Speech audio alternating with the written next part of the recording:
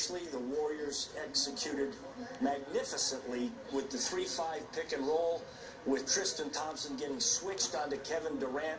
That was the high pick and roll up in the middle. Draymond with the small lineup was the picker. You got 2 scores out of that, and in between that, you got the big 3 from Kevin coming down and just rising up and taking over the game. When you add Kevin Durant to a team that they had last year, you immediately delete. You don't even need a panic button ever again. I mean, whenever things got tight or whenever you fell behind, just watch KD, and next thing you know, you're right back in the game. You're never out of the game. You're never out of the game. And it's incredible to say this, but we could see Kevin Durant maybe taking less money, and that's just, again, his unselfishness. Yeah.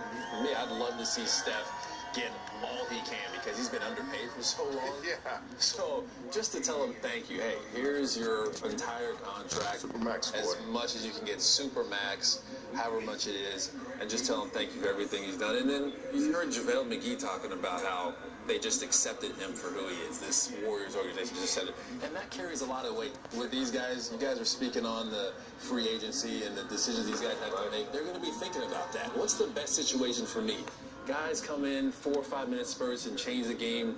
That's the best situation for JaVale McGee. And that adds to the length of your career as well. As long as longevity goes. For Andre Iguodala, for Sean Livingston, they're in the best possible situation. The way the Warriors use them adds years to their career, if you think about it. So they're going to be thinking about all those things. You guys get, you got to keep thinking, this is a business.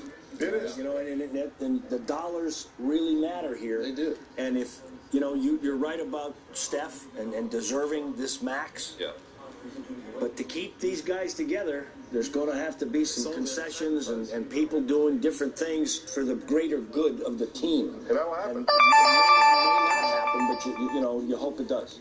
If you make the dollars work, you're going to have a dynasty here. True. And you saw the current ownership, Joe Lacob and Peter Guber, with a great T-shirt, the Bay's Day. This is for all of the Bay. Well, East Bay, West Bay, North Bay, South Bay. And this time of the year, this time of the day around Lake Merritt, it is beautiful. But a day like today, where that lake is just so serene and glistening, with the golden sun splashing out, and then you put 2 million people around it to fed a champion.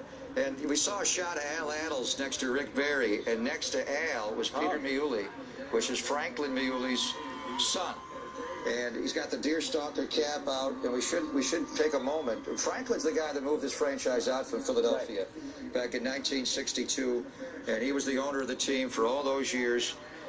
Sold it to Dan Finan and Jim Fitzgerald, St. and we came out to work for them. Yeah. But we lost Franklin many, many years ago. How proud would Franklin Muley be? Oh, my God. That this just speaks to how popular basketball is.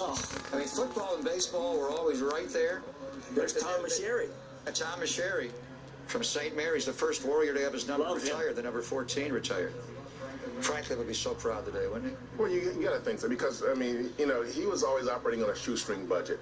He had to trade Will Chamberlain because he couldn't afford him, basically. And so to see what this franchise is now,